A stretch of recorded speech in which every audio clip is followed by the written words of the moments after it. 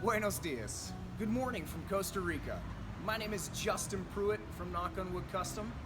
We'd like to invite you to follow us on our journey. Let's start at the warehouse. Come on.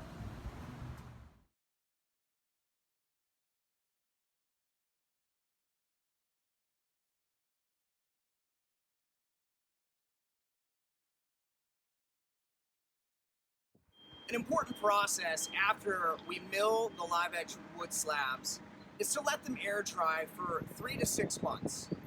This decreases the tension in the wood after they've been milled, and it prepares them to go into the kiln.